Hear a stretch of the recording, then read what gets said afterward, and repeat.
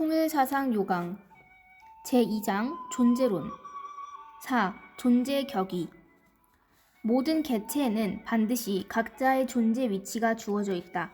개체에게 주어져 있는 위치를 존재격이라고 한다. 그리고 한 개체는 다른 개체와 더불어 주체와 대상의 관계, 즉 수수의 관계를 맺는데 이때 주체와 대상의 격의에 차이가 생긴다. 1. 연체로 본 존재 격의.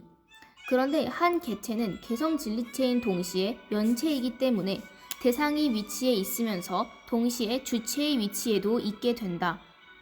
그 결과 수많은 개체가 상하, 전후, 좌우로 연결되면서 위치, 즉 격의의 계열이 이루어진다. 이 위치의 계열이 질서이다.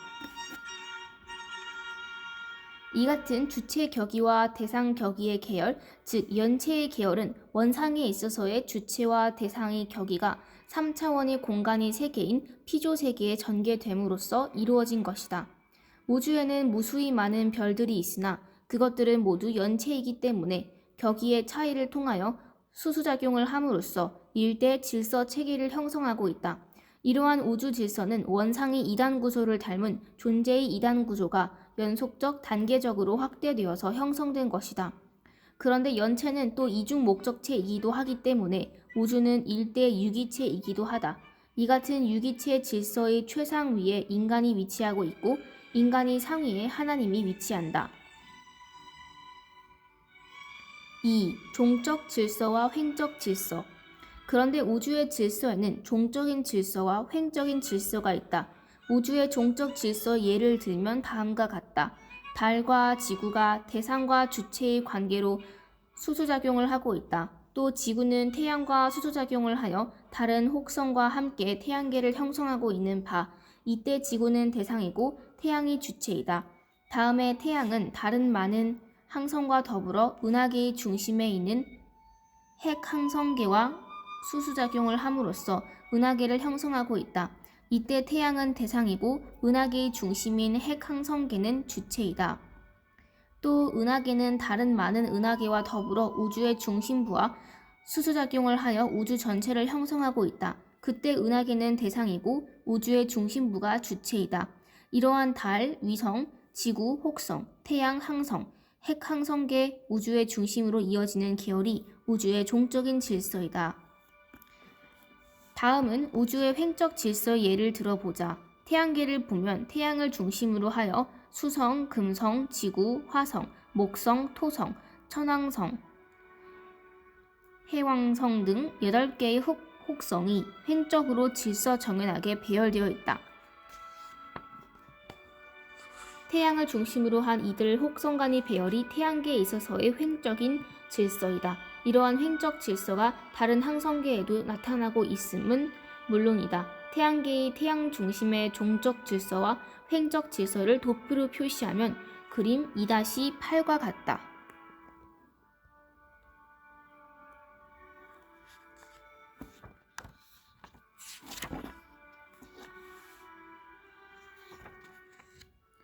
(3) 우주 질서와 가정 질서.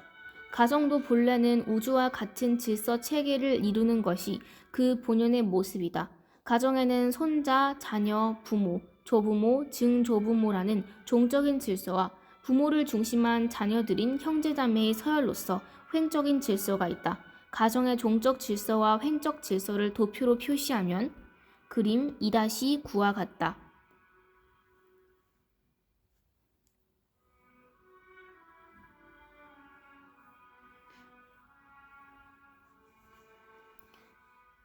통일서상에 의하면 구성 요소로 볼 때 인간은 소우주이며 우주의 축소체이다. 그리고 질서라는 관점에서 볼 때 가정은 우주의 축소체이다.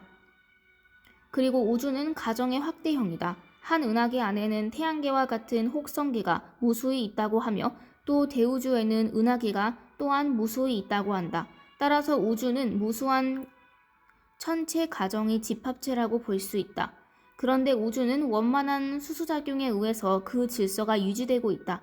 태양계는 태양을 중심으로 한 9개의 혹성이 태양과의 수소작용에 의해서 각각 일정한 궤도를 돌면서 원반형을 유지하고 있다. 은하계는 약 2천억 개로 추산되는 항성들로 이루어져 있다고 하며 이 항성들은 그 중심인 핵항성계와의 수소작용에 의해서 각각 일정한 궤도를 따라 돌면서 전체가 볼록 렌즈의 모양을 이루고 있다. 또 우주에는 약 2천억 개의 은하계가 있으며 각각의 은하계는 역시 우주의 중심과 수소작용을 하면서 일정한 궤도를 따라 돌므로써 우주 전체의 통일을 이루고 있다. 이러한 우주의 질서가 가정에도 적용됨으로써 가정도 본래는 각 격이 원만한 수소작용에 의해서 질서가 유지되어야 한다. 뿐만 아니라 천체 상호간이 원만하고 조화로운 수소작용에 의해서 우주의 질서와 평화가 유지되듯이 가정에 있어서도 조화로운 수소작용의 법칙, 즉 사랑의 도리에 의해서 가정의 평화가 유지되어야 한다. 이 사랑의 도리가 바로 윤리이며 천도에 대응하는 가정의 규범이다. 그런데 인간의 타락 때문에 가정은 본래의 질서의 모습을 잃어버린 것이다. 그 때문에 가정 윤리가 파탄됨으로써 불화가 일어나게 되었고 따라서 가정의 연장이요 확대형인 사회에도 끊임없는 혼란이 야기되고 있는 것이다. 5. 우주의 법칙. 우주를 지배하고 있는 법칙을 천도라고도 하는데 이것은 주체와 대상이 원만한 수소작용을 말한다.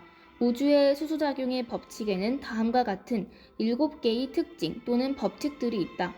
1. 상대성의 법칙. 모든 존재는 그 자체 내부에 주체와 대상이라는 상대적 요소를 갖고 있을 뿐만 아니라 밖으로 다른 존재와도 주체와 대상이 상대적 관계를 맺고 있다. 이것이 상대성이다. 이와 같은 상대성을 갖지 않으면 만물은 존재하거나 발전할 수 없다. 2. 목적성과 중심성의 법칙. 주체와 대상인 상대적 요소는 반드시 공동 목적을 갖고 있으며 그 목적을 중심으로 수소작용을 하고 있다.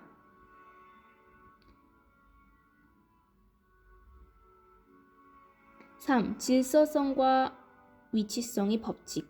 모든 객체에는 각자가 존재하는 위치, 즉 격의가 주어져 있으며 그러한 격의에 의하여 일정한 질서가 유지된다. 4. 조화성의 법칙. 주체와 대상의 수소작용은 원화성이며 조화적이어서 거기에는 대립이나 투쟁이 있을 수 없다. 하나님의 사랑이 항상 그곳에 작용하고 있기 때문이다. 5. 개별성과 관계성의 법칙. 모든 객체는 개성진리체이면서 동시에 연체이다. 따라서 각 객체는 고유한 특성을 지니면서 다른 객체와 일정한 관계, 수소관계를 가지고 관계성 상호작용을 하고 있다. 6. 자기동일성과 발전성의 법칙. 모든 유기체는 일생을 통하여 변치 않는 본질, 즉 자기동일성을 유지하면서 동시에 성장과 더불어 변화하고 발전하는 면, 즉 발전성을 가지고 있다. 우주도 일종의 유기체로서 그 점에 있어서는 마찬가지이다. 7. 원한 운동성.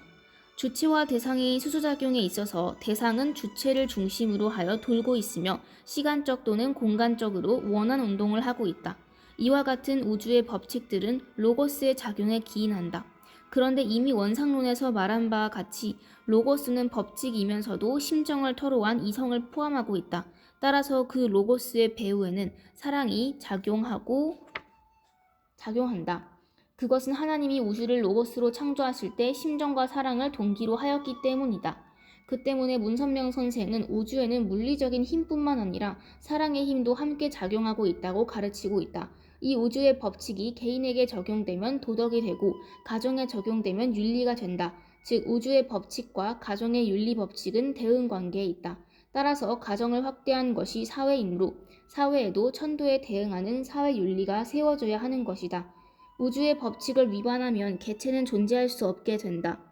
예컨대 태양계의 혹성 중의 하나가 궤도를 이탈하면 그 혹성은 자체의 존재를 유지할 수 없게 될 뿐만 아니라 태양계에는 일대 이변이 일어날 것이다.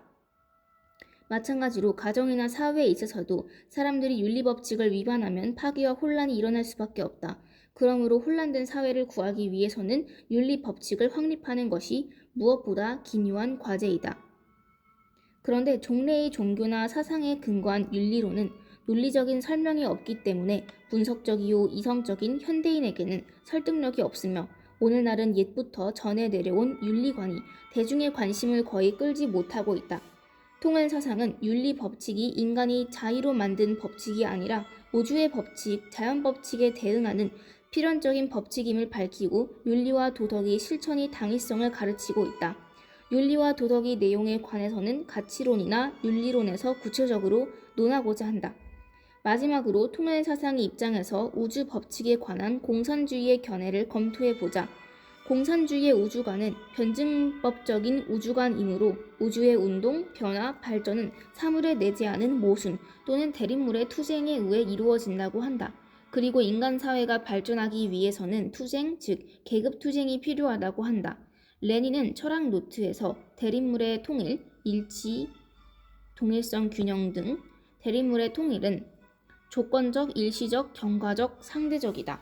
서로 배제하는 대립물의 투쟁은 발전, 운동이 절대적인 것처럼 절대적이다.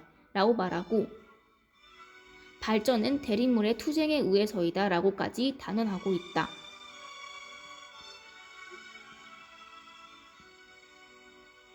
이와 같이 공산주의는 대립물의 투쟁에 의해서 사물이 발전한다고 했으나 실제로 우주에는 그러한 현상을 발견할 수 없다. 우주는 오늘날까지 조화를 이루면서 발전해 온 것이다. 과학자가 우주를 관찰해 볼 때 별의 폭발과 같은 현상을 발견하게 되는데 그것은 부분적인 파괴 현상일 뿐 결코 우주의 전체적인 현상이 아니다.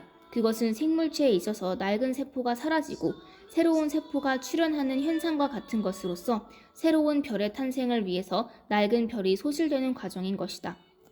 동물의 세계는 양육강식의 세계이므로 동물계에 한해서만은 대립물의 투쟁 이론이 맞지 않느냐 하는 의문이 생기는지 모른다. 예컨대 뱀은 개구리를 잡아먹고 고양이는 쥐를 잡아먹는다. 공산주의는 이런 사실을 가지고 인간 사회의 투쟁 이론을 합리화하려 하는지 모른다. 그러나 뱀과 개구리나 고양이와 쥐의 경우는 서로 종이 다른 동물끼리의 싸움이다. 분류학상으로 볼 때 생물은 개, 문, 강, 목, 과, 속, 종으로 분류된다. 고양이와 쥐의 경우 목에 있어서 고양이는 식용류에 속하고 쥐는 설치류에 속한다. 고양이와 쥐는 목에서부터 다른 것이다. 뱀과 개구리의 경우 강에 있어서 뱀은 파충류에, 개구리는 양서류에 속한다. 뱀과 개구리는 강에서부터 다른 것이다. 즉, 한 동물이 다른 동물을 죽이는 경우 그 두 동물은 분류학상 최소한 종의 단위가 다르다. 그런데 자연계에 있어서 같은 종에 속하는 동물들끼리는 싸우더라도 죽이는 일은 극히 드물다.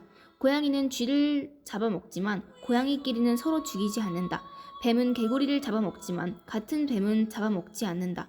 그러나 인류는 호모사피엔스로서 같은 종에 속해 있으면서도 인간들끼리 서로 빼앗거나 죽이기도 한다. 따라서 자연계에서의 양육강식의 현상을 가지고 인간 사회의 투쟁을 정당화시킬 수는 없는 것이다. 사자의 집단 내에 새로운 숫사자가 들어가면 그 집단이 두목과의 사이에 싸움이 벌어진다. 그러나 이것은 보스, 두목을 결정하기 위한 싸움이며 질서의 중심을 세우기 위한 싸움이다. 일단 강약이 결정되면 약자는 바로 강자 앞에 굴복하고 싸움은 끝난다. 이러한 싸움은 인간이 인간을 살해하는 따위의 투쟁과는 본질적으로 다르다.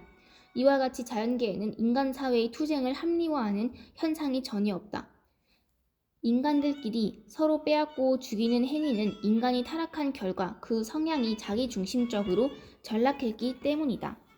따라서 인간이 본래의 상태로 돌아가면 인간 사회에서 투쟁을 볼 수 없게 될 것이며 인간이 타락하지 않았더라면 인간은 만물의 주관주가 되어서 자연계를 사랑으로 주관했을 것이다.